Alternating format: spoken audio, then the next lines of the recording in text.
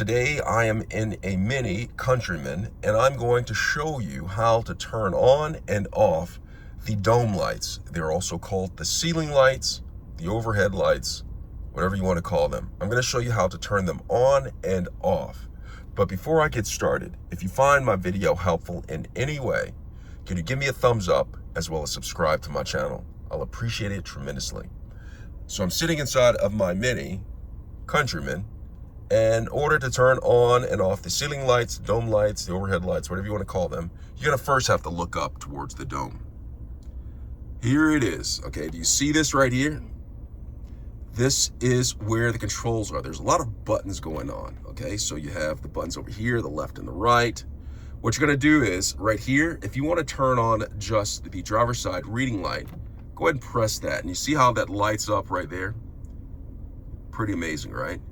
To turn it off, you just simply come up here, pull it backwards, and that turns off.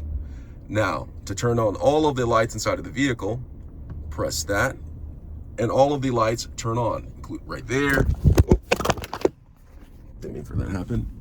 Right there. All of the lights. Yay. All right, Wes. Now, right here, to turn off all of the lights right here, you just simply go ahead and press that again, okay?